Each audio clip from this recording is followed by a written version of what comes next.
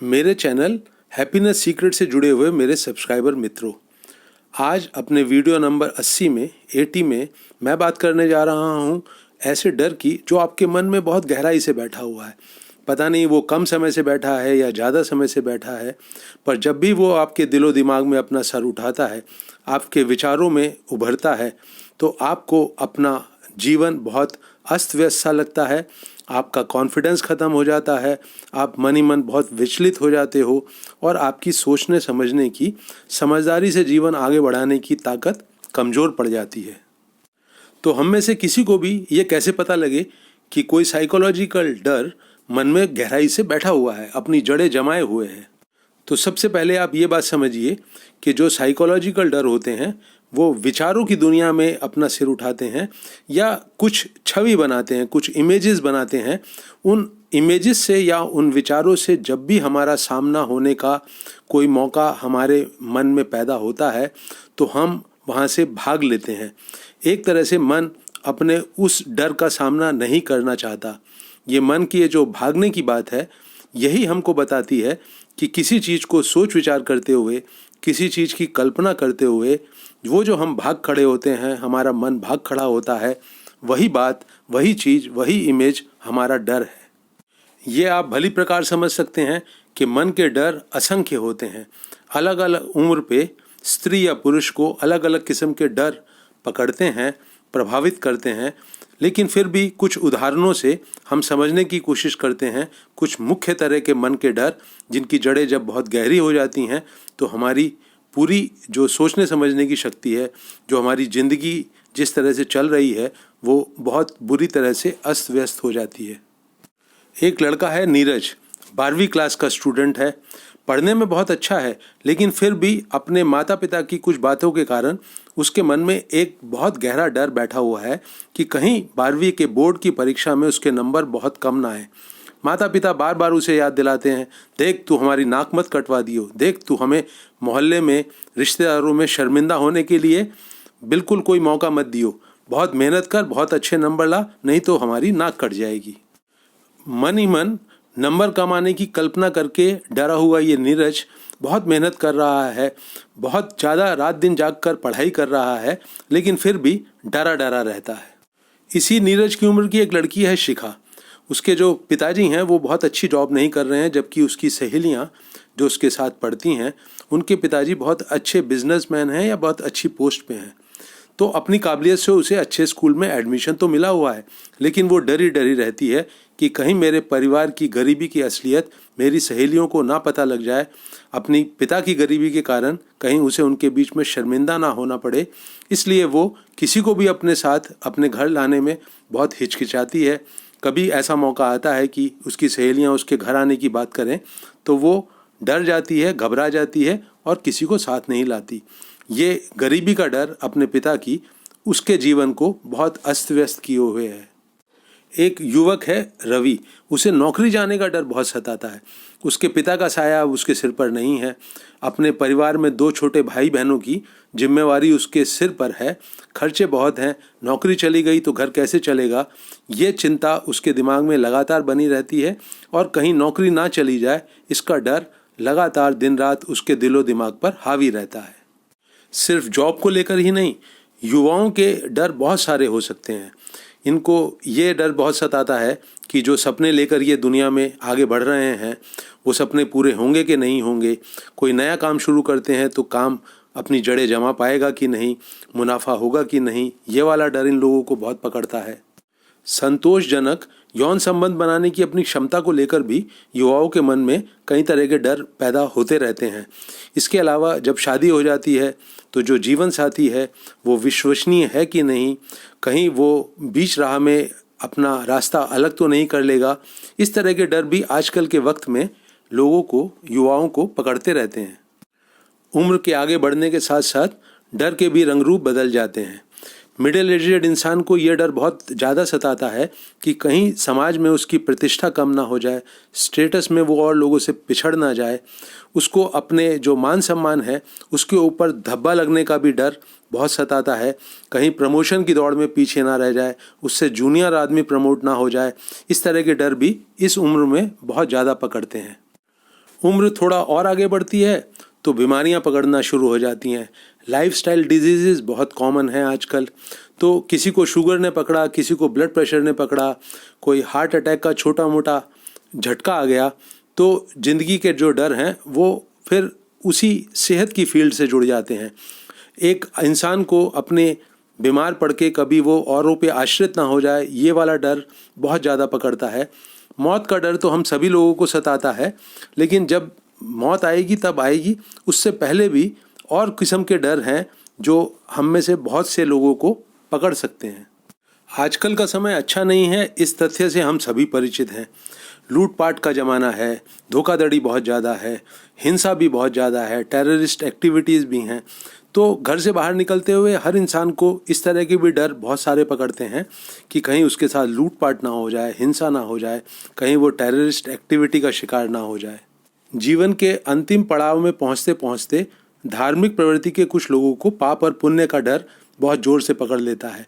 ज़िंदगी में कभी उनसे कोई गलत काम हो गया, अब वो सोचते रहते हैं कि ये गलत काम हो गया, ये तो पाप हो गया, अब कहीं उनको बहुत सारी यातनाएं, बहुत सारे दुख नर्क में तो नहीं झेलने पड़ेंगे। ये डर भी धार्मिक प्रवृत्ति के लोगों में बहुत कॉमन है। जैसा मैंने पहले कहा, जो मन के डर हैं, जिनकी जड़ें बहुत गहरी बैठकर आपको बहुत तंग और परेशान कर सकती हैं, आपके जीवन को बहुत बुरी तरह से अस्त व्यस्त कर सकती हैं, इन डरों की संख्या असंख्य है। लेकिन हम एक कॉमन सी ये बात समझने की कोशिश करते हैं कि ये डर अपनी जड़ें आपके दिलो दिमाग में कैसे जमा लेते हैं। डर किसी भी इंसान के मन में अपनी जड़ें जमाता है, या तो अनुभव के आधार पर या किसी जानकारी के आधार पर। ये जो अनुभव होता है या जो जानकारी होती है, जो हमारी यादों में बैठी होती है, इसका भावनाओं के साथ गहरा रिश्ता होता है। जो भी जानकारी, जो भी अनुभव भावनाओं के साथ जुड़कर हमारी याददाश्त में अपनी जगह बनाता है, वही हमारे डर का कारण बन सकता है। गहरी भावनाओं का हमारी यादों से जुड़ा होना डर को बनाने में महत्वपूर्ण भूमिका निभाता है, ये ध्यान रखिए। अतीत का कोई भी अनुभव जो गहरा दुख दे गया हो, जो डरा गया हो, जो चिंतित कर गया हो, ऐसा अनुभव दोबारा फिर से ना आए, ये जब हम सोचने में ले आते हैं, सोच विचार करने लगते हैं, तो धीरे धीरे वो जो अनुभव है पुराना, उसके साथ जो डर या चिंता जुड़ी हुई थी, जो दुख और सफरिंग जुड़ी हुई थी, वही अपना सर इन यादों के साथ भी उठाता है और मन डरने लगता है। वो ये सोचता है कि ये ऐसा गलत अनुभव, ऐसा खराब अनुभव ज़िंदगी में फिर कभी रिपीट ना हो। और यही कारण है, एक मेन कारण है हमारे मन में डर की जड़ें मजबूत करने का। कई बार अनुभव हमारा अपना नहीं होता, किसी और का होता है, उससे कोई फ़र्क नहीं पड़ता। हम उसके अनुभव के ऊपर जो अपनी कल्पना के क्षेत्र में जाकर एक ताना बाना बुनते हैं, एक जो पूरी की पूरी रचना करते हैं, उस रचना से हमारे जो मन है उसको पता नहीं रखता कि ये किसी और का अनुभव है, वो उसे अपना ही अनुभव मान के डरने लगता है।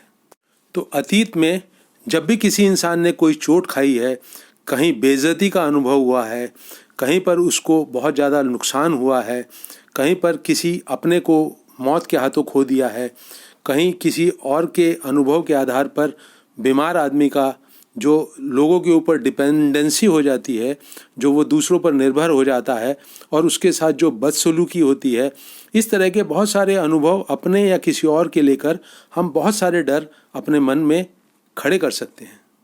ये तो हम सभी का अनुभव है कि टेलीविज़न के माध्यम से हम जो कुछ भी जानकारियाँ पाते हैं, उसके कारण हमारे मन में डर खड़ा हो जाता है।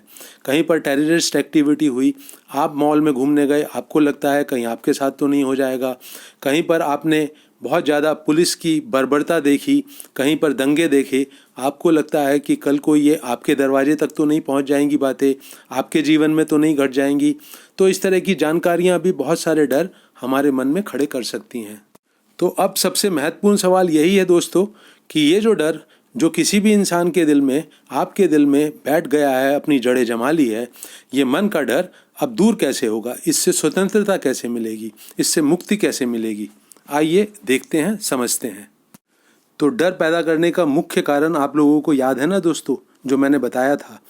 वो कारण है किसी भी उस विचार से, उस तस्वीर से, उस छवि से, उस इमेज से मन का भाग खड़े होना, एस्केप कर जाना, जो मन में डर पैदा करती है, चाहे वो पुराना अनुभव हो, चाहे वो कोई जानकारी हो, चाहे कोई वो पुरानी तस्वीर हो, चाहे किसी और का अनुभव हो, चाहे किसी और की जानकारी हो।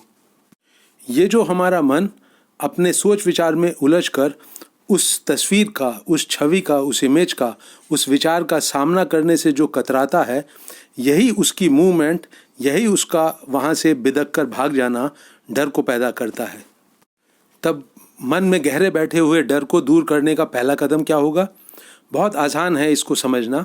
वो पहला कदम होगा उस विचार का, उस छवि का, उस इमेज का, उस तस्वीर का जो मन में खड़ी होती है, जो हमारी यादों में बसी हुई है, जिसके साथ बहुत गहरी भावनाएं भी साथ साथ उभर कर आती हैं, उसका सामना करना। विचार का सामना करना, इमेज का सामना करना, उस तस्वीर का सामना करना जिसके सामने से पहले भाग खड़ा होने वाला मन जब उसका सामना करने लगता है तो ये उसका पहला समझदारी भरा कदम होता है। और तब क्या करें? जब मन उस विचार का, उस इमेज का सामना करने से कतराए तो वो जहाँ भाग कर जाता है, वो जो प्लानिंग करता है कि मैं ऐसा करूँगा, वैसा करूँगा, ये कदम उठाऊँगा, वो कदम उठाऊँगा, ये एक्शन करूँगा, वो एक्शन करूँगा, तब मन में उठते हुए इन सारे प्लानिंग को, इन एक्शंस को, इस भाग खड़े होने की उसकी तरकीबों को भी बहुत ईमानदारी से, बहुत अटेंशन के साथ देखें। और बहुत अटेंशन से इसको देखने से इनकी जो आपके दिलो दिमाग के ऊपर पकड़ है वो कमज़ोर होने लगती है। तो दोस्तों, एक है मन में डर पैदा करने वाला विचार और इमेज। फिर इससे भाग खड़े होने के लिए मन जो प्लानिंग करता है, जो सोच विचार में उलझता है, ये दूसरा कदम है। जब आप इस दूसरे कदम को बहुत ध्यानपूर्वक देख लेते हैं, पूरा का पूरा देख लेते हैं, तो ये कमज़ोर पड़ने लगते हैं। तब वापस मन को अपने डर वाले विचार पर लौटना, उस इमेज पर लौटना जो डर पैदा करती है, जो इमोशनली आपको डिस्टर्ब करती है, उस पर लौटना उसका फिर से होता है। इस बारी आप वहाँ से मत भागिए, क्योंकि उसके मन के भागने के सब रास्ते आप पहले ही देख चुके हैं। तो जब आप डर पैदा करने वाले विचार से, उस इमेज से, उस तस्वीर से, उस घटना की यादों से जो इमोशनली डिस्टर्ब करती है, नहीं भागते हैं, उसका आमना सामना करते हैं, तो एक बहुत ही हैरत अंगेज, बहुत एक अविश्वसनीय सी बात घटती है कि आपका जो पूरा का पूरा बीइंग है, जो पूरा का पूरा वजूद है, जब वो उस डर के सामने खड़ा होता है जो कि आपकी खोपड़ी के अंदर यादों के माध्यम से चल रहा है, तो वो जो यादें हैं वो आपके जो बहुत ही जीवंत अटेंशन है, जो आपकी पूरी बीइंग से निकलने वाली अवेयरनेस है, होशो हवास है, जब वो उसकी फील्ड में आता है, वो डर जो कि खोपड़ी के अंदर विचार और छवि के माध्यम से चल रहा है, तो वो एकदम से छूमंतर हो जाता है, वो एकदम से छू हो जाता है।